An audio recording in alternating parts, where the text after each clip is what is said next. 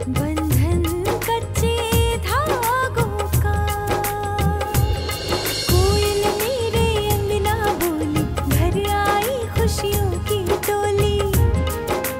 बाबा से मांगा था मैंने भैया कोई बोले, मेरे संग वो खेले कूदे बाहों में झूला झूले।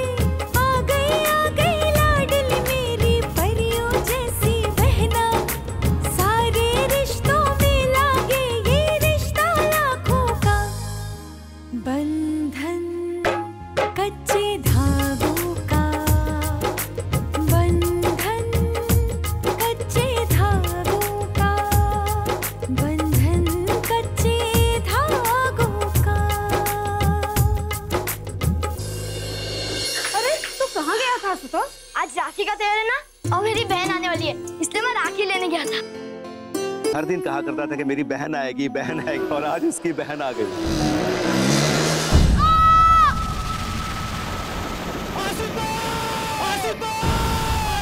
ये अनजान बच्चा जिसे हम जानते नहीं, पहचानते नहीं, इसका सपने में अक्सर आना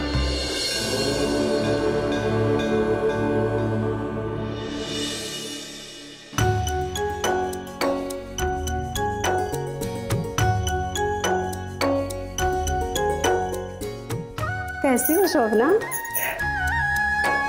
आशुतोष कहाँ है? अपनी बहन के आने से सबसे ज्यादा खुश तो वही होगा। सचमुच वो बहुत खुश है शोभना कि उसकी बहन आई है। लेकिन वो है कहाँ? डॉक्टर साहब क्या हुआ इसे? डॉक्टर साहब, एक बाइक वालों ने बहुत जोर से ठोकर मार दी। ये देखिए, इसके सर से अभी भी खून बह रहा है डॉक्टर साहब। ओके, आइए आप लोग आइए मेरा। जी, आइए।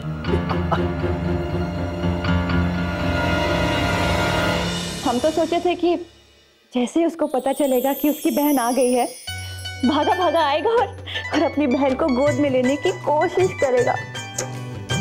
वो जिद तो बहुत कर रहा था शोभना, पर मैंने ही उसे पंडित जी के पास भेज दिया उन्हें बताने के लिए। घाट के पास भेज दिया है मैंने उसे। अच्छा। हाँ।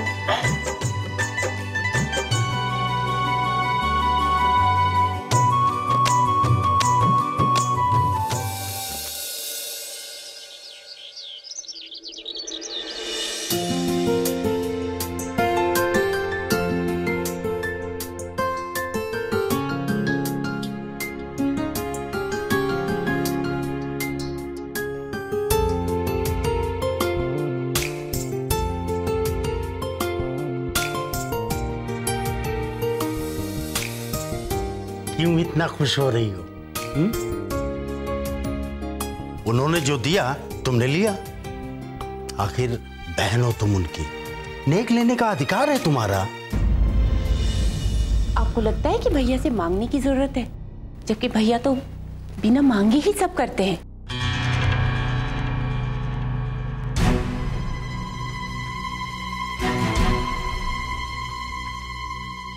तुम भी ना छोटी छोटी बातों में बहल जाया करती हो। आज राखी का त्योहार है, फिर नेकलेस से क्या होता है? तुमको तो अपने भाई से ये कहना चाहिए था कि भैया अगर आपको राखी का नेक देना ही है तो मड आइलैंड वाला एक प्लॉट दे दो।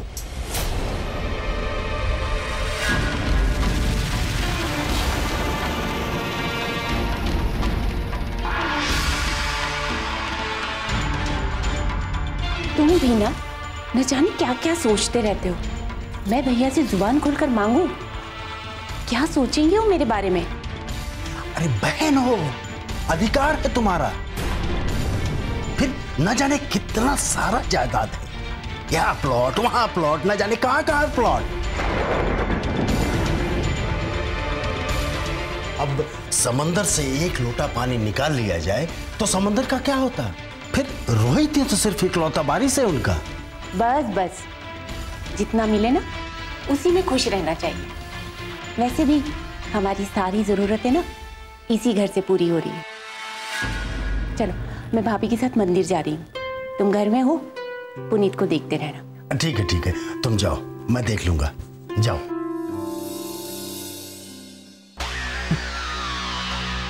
तुम्हें जितना मिल जाए तुम संतुष्ट हो सकते हो, लेकिन मैं संतुष्ट नहीं हो सकता। मुझे तो बहुत कुछ चाहिए, मुझे बहुत चाहिए, बहुत चाहिए। क्यों जाना है तुम्हें दोस्तों के साथ? कहाँ जाना है? वो पापा, दोस्तों ने पिकनिक का प्रोग्राम बनाया, इसीलिए जाना था। पिकनिक? वो भी रात में? पापा प्लीज, अगर मेरे सारे दोस्त जा सकते हैं तो मैं क्यों नहीं जा सकता? बेटा, तुम्हें समझना पड़ेगा, तुम हमारी इकलौती औलाद हो, इस बात को तुम नहीं छुटला सकते। तुम समझदारी से काम लो। तुम्हारी दोस्ती भी ऐसे लोगों के साथ होनी चाहिए जो बराबरी क्यों। पता नहीं रोड छाप लड़कों से दोस्ती कर ली है तुमने। क्या हुआ भैया, क्या बात है? तुम ही समझाओ इसे, कहीं भी कभी भी जाने को जिद करता है। मुझे जाना है तो जाना है बस। अच्छा ठीक है, अब शाम को इस बारे में बात करेंगे। अभी तुम हमारे साथ मंदिर चलो। इन्हें तो ऑफिस के काम से जाना है, तो तुम हमारे साथ मंदिर चलो, ठीक है? फिर बाद में आके बात करेंगे।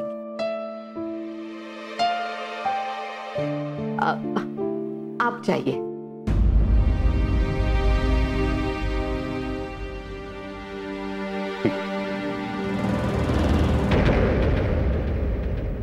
अब चले दीपिका मंदिर?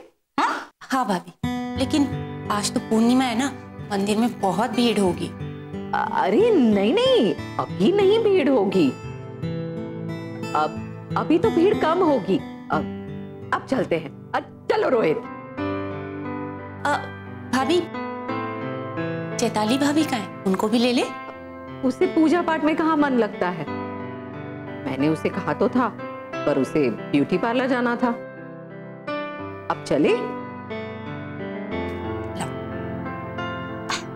चलो रोहित। माना कि पूजा पाठ में तुम्हारा दिल नहीं लगता है, लेकिन भाभी के साथ रहो, उसे खुश करने के लिए ही सही, लेकिन तुमसे होगा नहीं। जितना खुश उन्हें होना चाहिए ना, उतना खुश वो हैं। और वैसे भी मेरा ब्यूटी पार्लर का अपॉइंटमेंट है, ट्रीटमेंट है मेरा। अब उसे छोड़कर मैं दीदी के साथ कैसे जाऊं?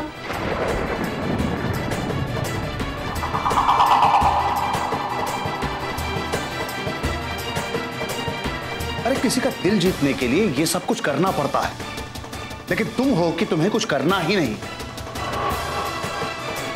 सिर्फ मैं ही करूं अपनी तकदीर बदलने के लिए दिन रात मेहनत। देखो, तुम अपनी तकदीर के लिए ना मुझे तो बिल्कुल मत कोसो। हैरानी तो मुझे भी होती है। तुम्हारे बड़े भाई साहब, तुम्हारे चचेरे भाई, उनकी तकदीर देखो और तुम अपनी तकदीर देखो। करोड़ों की जायदाद बना ली उन्होंने, और एक तुम हो कि हमारे लिए एक अपना खुद का घर तक नहीं बना पाए हो। मुझे ताने मत दो, मेरे पास सब कुछ होगा, देखना तुम। तकदीर ने जो हमारे और भाई साहब के बीच में फर्क पैदा किया है, मैं उसे ही मिटाने आया हूं।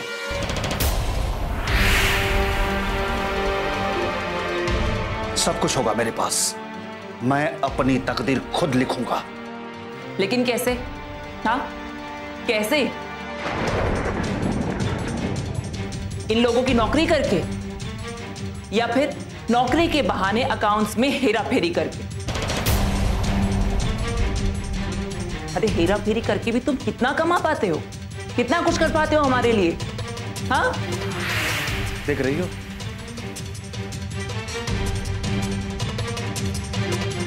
ये हमारा छोटा बेटा। शरीर बड़ा हो गया है, लेकिन दिमाग अब भी छोटा है। क्या कर पाएगा ये जिंदगी में? लेकिन मैं करूंगा इसके लिए सब कुछ, ताकि इसे कभी किसी बात की जरूरत ना पड़े, कोई कमी ना रहे इसे, और ना तुम्हें कभी सोचने की जरूरत पड़े। देखो, तुम मुझे बड़े बड़े सपने तो मत ही दिखाओ। जिसे देखो यहाँ पर बड़े बड़े सपनों में खोया रहता है।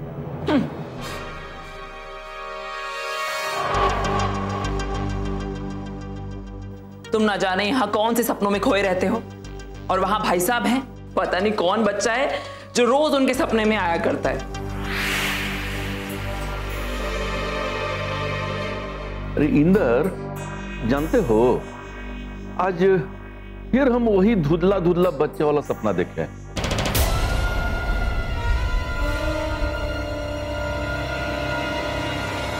नींद में देखे गए सपने भले सच ना हो, लेकिन खुली आंखों से देखे हुए सपने जरूर सच होते हैं।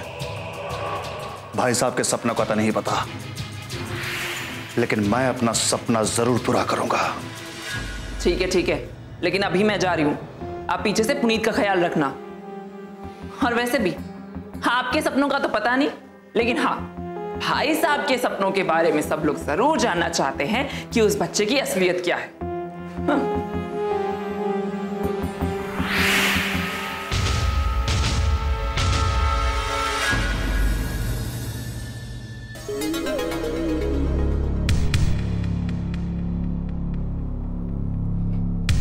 इसे अब तक होश नहीं आया है।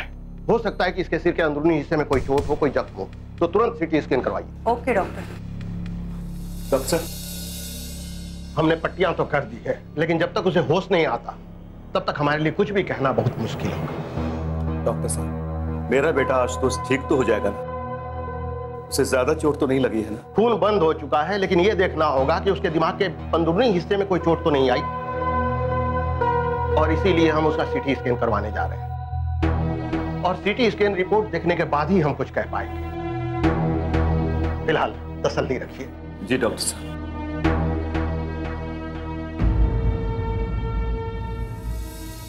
हे बाबा विश्वनाथ, आज सावन का आखिरी दिन है। मेरे बेटे की रक्षा करना महादेव, मेरे बेटे की रक्षा करना। छोड़िए, जाने दीजिए हमको। काहे रोक रहे हैं हमको जाने से? छोड़िए। अरे स्वप्ना, समझने की कोशिश करो। ऐसी स्थिति में तुम कैसे जा सकती हो बेटा? हमारा बेटा अस्पताल में है और आप सबको हमारी हालत की पड़ी है। आप लोग हमको आप बता रहे हैं। अरे हमको जाने दीजिए, हमको अपना बेटा को देखना है। छोड़िए हमको। हिम्मत से छोड़िए स्वप्ना, वो ठीक है स्वप्ना, तुम शांति से काम लो। ऐसी हालत में ज्यादा चलोगी फिरोगी तो तुम्हारी तबीयत खराब हो जाएगी, समझी? जरा हिम्मत से काम लो।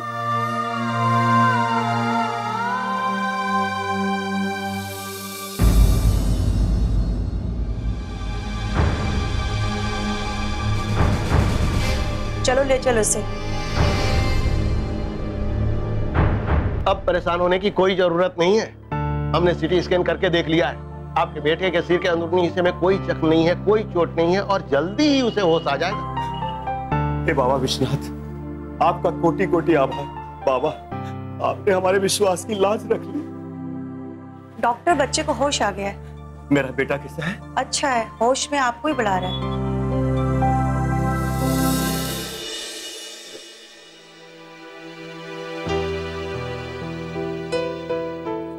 आइए भाई साहब। कैसा रहा मीटिंग?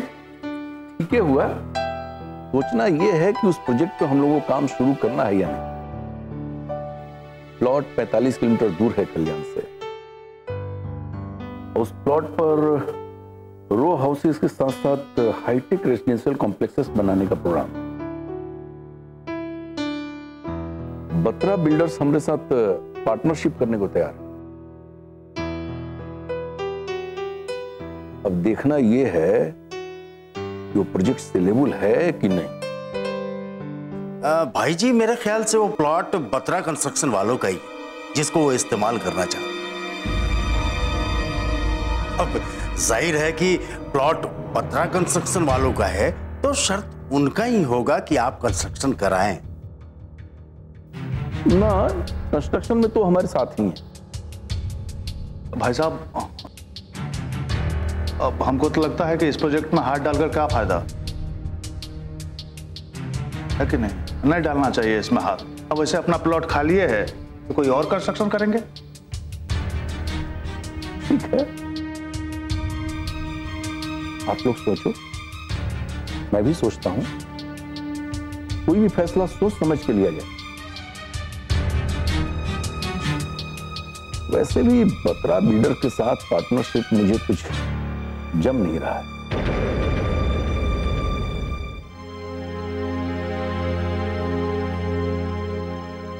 क्या जरूरत है ऐसे काम की जिसमें किसी भी बात का सुध ही ना रहे? और पहले से भी जितने छोटे मोटे प्रोजेक्ट चल रहे हैं, ना नाश्ते का सुध है ना खाने का। अरे सबसे पहले अपनी सेहत का ख्याल कीजिए आप। मुझे तो मालती से ज्यादा डर तुमसे लगने लगा है।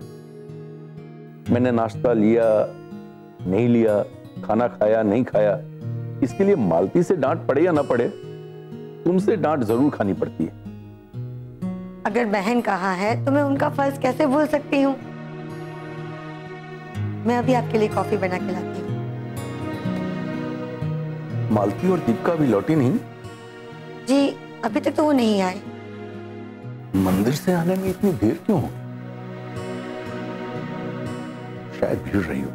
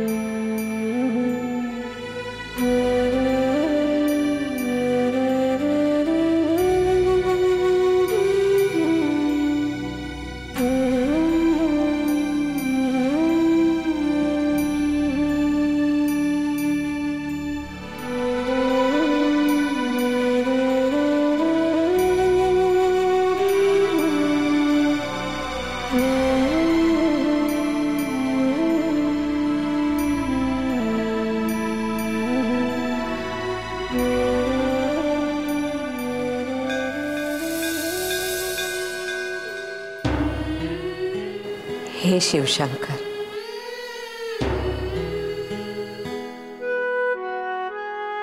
हे त्रिलोकी, हे कृपा निदान, आज हमारे पास जो कुछ भी है सब आप ही की देन है। हमारे परिवार और हमारे परिवार की खुशियों की रक्षा करना, हम पर सदाए अपनी दया दृष्टि बनाए रखना प्रभु।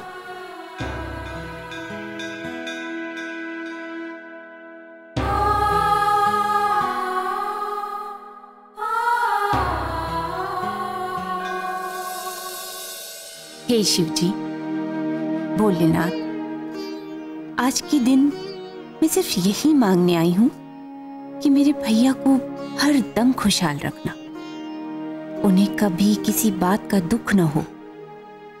आज राखी के दिन एक बहन भाई के लिए यही प्रार्थना कर सकती है कि उसका भाई हर दम खुशहाल रहे, सलामत रहे। मेरी प्रार्थना स्वीकार करना प्रभु।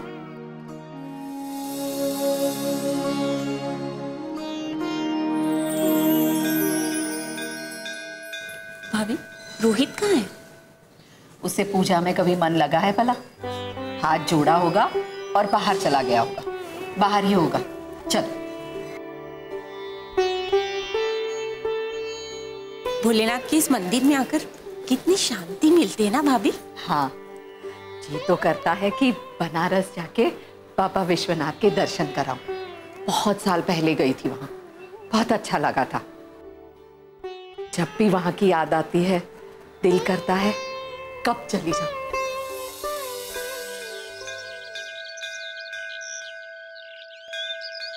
लोग कहते हैं ना भाभी कि जब किसी का बुलावा आता है तो ही कोई दर्शन के लिए जा पाता है। बस आप तो प्रार्थना कीजिए कि बाबा विश्वनाथ आपको जल्दी से दर्शन के लिए बुला ले। दिल से रात दिन यही प्रार्थना निकलती है। पता है, भोलेनाथ की नगरी है वाराणसी। भोलेनाथ ने खुद वाराणसी को बसाया है। अच्छा? हाँ, मैंने शिव पुराण में पढ़ा है। पहले शिव जी ने उसका नाम आनंदवन रखा था।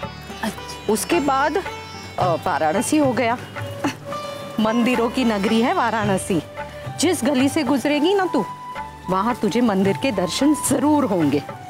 पता है भाभी, आपसे सुनकर ना दिल तो मेरा भी कर रहा है कि मैं कब वाराणसी चली जाऊं। पर गुलशन है ना, मुझे काम से फुर्सत मिले तब तो। बात यही है ना दीपिका, जब भी बाबा विश्वनाथ का बुलावा आएगा तो किसी ना किसी बहाने पहुंच ही जाएंगे। वो तो है भाभी।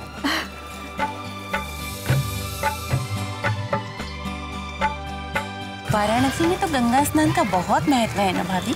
हाँ, शिव जी का अभिषेक भी तो गंगा जल से ही होता है। शिव जी ने गंगा जी को अपने शीश पे बिठा रखा है। कहते हैं कि उनकी जटा से ही गंगा जी निकलती है। और देखो, उनका अभिषेक भी तो गंगा जल से ही होता है ना? वो तो है भाभी।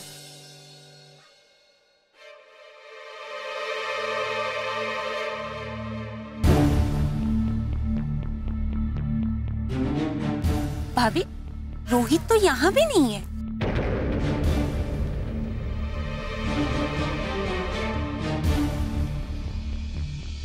इसे तो साथ लेकर आना ही गलत बात है। पता नहीं कहाँ चला गया। भाभी, वो अपने दोस्तों से मिलने तो नहीं चला गया? अब कैसे समझाऊं उसे, मुझे तो कुछ समझ में नहीं आता। मम्मा,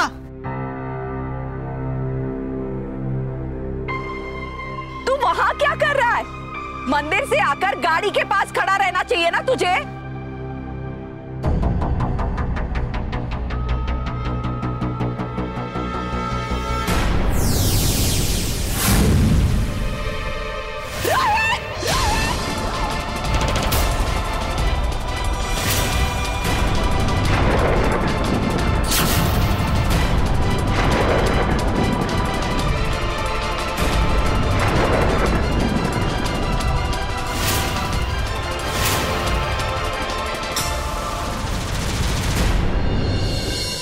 तुम्हें सावधान रहना होगा यशवंत,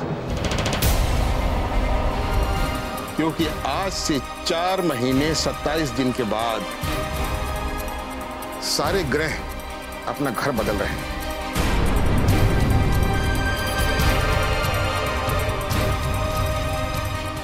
और उसी दिन से रोहित की शनि की महादशा प्रारंभ होगी।